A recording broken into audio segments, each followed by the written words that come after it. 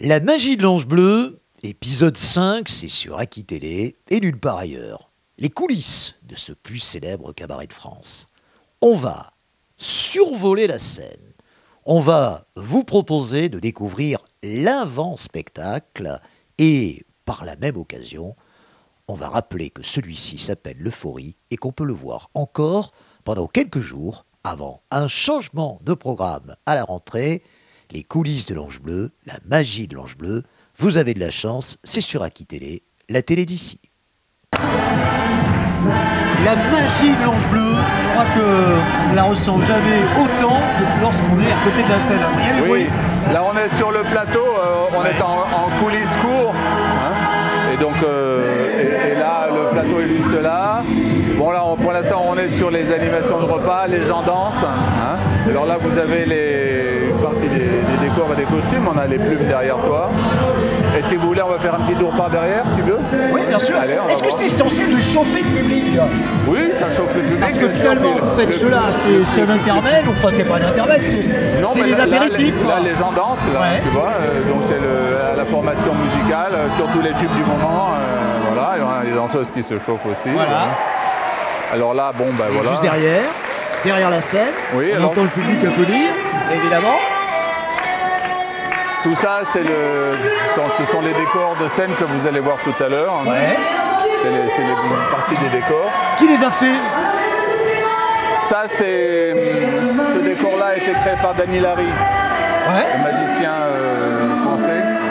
Et on lui loue une partie du matériel magique et ce décor va avec. Tout à fait. Alors on va suivre. Alors ça c'est il y a le chapeau du magicien et ça c'est le gâteau du magicien, non? Ah ouais. Non, ça c'est pour les anniversaires. D'accord. On a des danseuses qui sortent là, ça va être dans... Parce que j'imagine que vous prenez les dates anniversaires des gens qui viennent. C'est dans une heure. D'accord. On demande l'anniversaire des gens et il y a des danseuses qui sortent. Et ça se fait avant le spectacle, j'imagine? Oui, le spectacle est à 23h, il est de 21h20, donc on a encore le temps. Oh oui, largement. Il se passe quelque chose en permanence, quoi. Faut pas que les gens s'ennuient. Tout le temps. On est toujours là, derrière la scène. On est backstage, c'est-à-dire que là, c'est le pont que tu verras tout à l'heure avec toutes les danseuses. Qui montent et qui descendent. Oui, qui montent et qui descendent. Le public est là. Ouais. Le public est là. Et là, on est sur l'arrière du plateau. Voilà. Et on a Magic System, hein, au cas où on l'entendrait pas. On l'a pas mal entendu lors de la Coupe du Monde 2018. Tous les décors qui vont jouer, ils sont là. Alors ces décors, tu le disais tout à l'heure, vous les préparez avec un an d'avance à peu près? Oui, il faut les mettre en place. On est au-dessus de la scène, hein? Ouais, là tu as le public.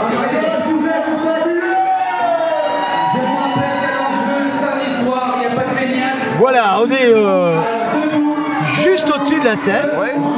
Voilà. Et c'est la folie à l'Ange Bleu, hein, parce que ça danse, hein.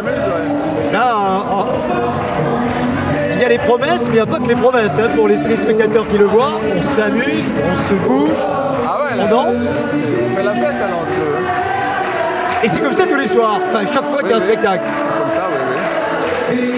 C'est important pour nous que les gens s'amusent. Là, je m'aperçois que sur la scène, vous avez également des danseurs et des danseuses du spectacle qui viennent se mettre. Voilà. Vous les appelez les gogos. Ouais. Gogo danseurs ou gogo danseuses? Gogo danseurs, ils sont sur les podiums, là, ils vont y aller. Le casting des chanteurs, des chanteuses, c'est toi qui t'en occupes aussi, le casting des chanteurs, des chanteuses. On vient d'en recruter un là, qui n'est pas là aujourd'hui, qui commence la saison prochaine, on l'a recruté il y a une semaine. Alors il faut bien chanter, mais il faut aussi être un amuseur. Hein. Quelqu'un qui sait bouger. Il s'appelle comment là en ce moment Ah ben là c'est Patrice Williams. Ouais. C'est là. À côté c'est Thierry Bugui-Bordini. Oui. Il y a Xavier, celui qui fait les gestes avec les mains là. Ouais. C'est lui qui écrit aussi toutes les musiques du spectacle. Oui. Philippe Lacousi là-bas au fond. Oui. Et Vanessa qui est avec moi depuis qu'elle a 14 ans, la blonde. Ah ouais. Tu es un fidèle, les gens te suivent depuis longtemps. Tu aimes bien travailler avec des gens avec qui tu ton temps et c'est normal. Xavier, ça fait 25 ans. Le premier, là, et donc celui qui a la veste là... le chauve qui a la veste qui brille, c'est lui qui écrit, c'est lui qui écrit les musiques de l'Ange Bleu. Xavier Febaille, c'est lui qui écrit toutes les musiques. c'est un compositeur de très très grand talent. Alors là, je crois qu'on a terminé avec le tour de chant. Oui, la partie danse là vient de se terminer. Danse. Et on va servir un plat. Ouais. C'est ce qu'elle annonce en ce moment. Ouais. Vanessa. Alors, est-ce que c'est important ce que là dans l'assiette finalement? Ah ben oui, Parce bien que sûr. J'imagine que les gens viennent bien évidemment pour le spectacle, mais viennent aussi pour ce qu'il y a dans l'assiette et ce qu'ils mangent. Bien sûr, les gens ici à l'Angeleu, on a été les premiers en définitive à faire en sorte que les gens mangent bien. Parce qu'autrefois dans les cabarets, la tradition, c'était comme ça. Il y avait un spectacle, c'était pas trop mal, mais surtout les gens mangeaient n'importe comment. Et moi, j'ai voulu, j'ai dit, attendez, ça fonctionne pas. Il faut vraiment que les gens mangent bien. Et c'était très bien tombé parce que la famille du volet avec qui j'ai travaillé au début étaient des restaurateurs. Ah ouais. Et eux, ils m'ont dit, bah, nous, c'est aussi notre credo. Et donc, eux se sont chargés de faire en sorte que les gens mangeaient comme il fallait. On est les premiers, les plus gros fabricants de foie gras en Gironde. Hein. Ah ouais. Parce qu'on le fait nous-mêmes. Vous savez combien de repas là par exemple? Ce soir, c'est 600, 700 personnes, Ouais, c'est 700 repas? 700 avec 350 à côté. Ouais, un millier quoi. Oui, voilà. Et il y en a eu 1500 dans l'après-midi. Vous bossez pas évidemment tous les soirs, c'est en fin de non. semaine. Hein, Ça travaille le mercredi, le jeudi, le vendredi, le samedi et le dimanche. Mais pas tous ces jours-là. Hein. C'est-à-dire que c'est en fonction de... En moyenne, 3 jours et demi par semaine. En 4 moyenne, jours. on fait 4 spectacles par semaine à peu près. Et évidemment avec une grosse fermeture l'été. Hein, vous oui, arrêtez, j'imagine, entre... On est fermé du 10 juillet au 15 septembre. Et pour le Fantasmagique, ça continue. Oui. Parce que tu t'arrêtes jamais finalement. Non, c'est un métier, on Hein, on s'arrête est bien jamais. d'accord, il t'arrive quand même de prendre des vacances au Maroc, ça t'arrive. Oui. On peut le dire. Quand je vais travailler chez le roi. Est-ce qu'on peut dire quelque chose du roi? Alors comment ça s'est passé cette aventure? Ouais, On a parlé de la Chine mais pas du A Maroc. priori, je peux pas trop en parler parce que c'est un peu confidentiel évidemment, mais... C'est plus confidentiel. Alors, on en parlera tout à l'heure quand on sera en pleine lumière. Avec la magie de l'Ange Bleu, eh bien, c'était tout au long de cette soirée. On a vu l'avant, on verra le pendant et on voit l'après. Il est 1h30 du matin. C'est l'heure en général où tu vas peut-être te coucher. Un peu après, c'est quand même une vie de patachon que la vie d'artiste. Paty. Oui, non, mais... Oui, ben, ça a été un plaisir de vous recevoir parce que c'est vrai que c'est quand même un univers particulier. Hein. Oui. C'est un univers particulier, c'est une machine à rêve en quelque sorte. Oui. Et, mais il y a les dessous des rêves qui sont peut-être pas aussi fertiles qu'on peut l'imaginer. Ah bah ça, oui. Il y a l'envers du décor qu'on a essayé de montrer aussi aujourd'hui. Oui, bien sûr. On utilise évidemment des artifices pour faire rêver les gens. C'est pas pour autant qu'on rêve nous-mêmes en permanence, tu vois.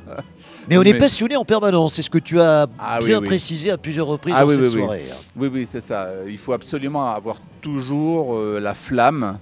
Il faut en permanence croire, il faut y croire. C'est la chanson de Juliette Armanet, là, hein, sur la flamme, je crois, qui est chantée par Cindy, très bien d'ailleurs. Comment tu les recrutes? On a vu bien sûr le spectacle, mais il y a aussi ces chanteurs, il y a aussi ces artistes. C'est un hasard, c'est le réseau. Ah non, c'est du casting. Hein. C'est du casting. Ah oui, c'est du casting. En permanence, même pour le chant. Oui. Ben là, par exemple, alors... On est quand même une famille, on est un des rares établissements où on garde les artistes longtemps. Ouais. Quand ça fonctionne bien, que tous les paramètres sont réunis, que le talent bien est sûr. là, que la sympathie est là, que l'artiste n'a pas d'ego surdimensionné, que ça se passe bien avec tout le monde, bon voilà.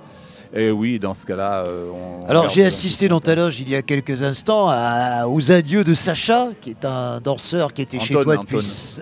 Anton, pardon, je crois que c'était Sacha, qui est resté 5 ans et qui va rentrer au Moulin Rouge. Quand un danseur part vers un cabaret aussi prestigieux, j'imagine que c'est un honneur. Oui, et puis il y a l'inverse aussi. Ou vous en récupérez aussi, de l'autre côté, bien sûr. Oh, bah, tu sais, dans le milieu du cabaret, on tourne de toute façon sur un gros panel d'artistes internationaux. Ouais. Et ces artistes-là viennent dans les établissements. Hein, voilà.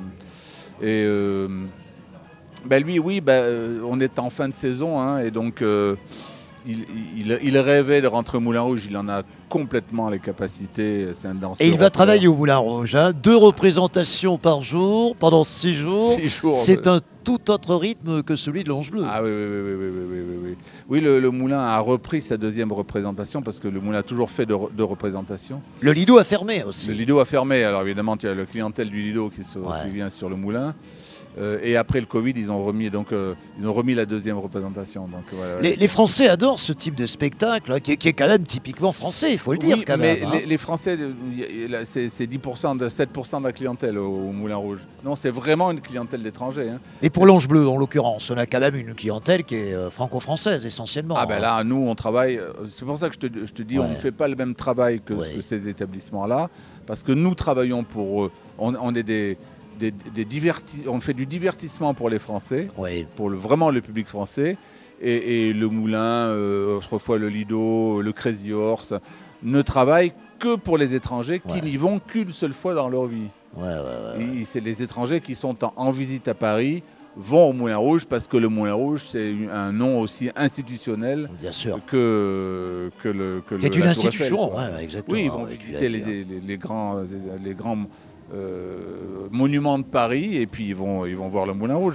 Quand on était en Chine, ils nous appelaient, ils nous disaient vous êtes le Roumois fan. On dit on n'est pas le Roumois fan, on est l'Ange Bleu, la compagnie française magique. Le Roumois fan, ça veut dire le Moulin Rouge en chinois. Alors prochain défi, Infinity, si j'ai bien retenu. Infinity.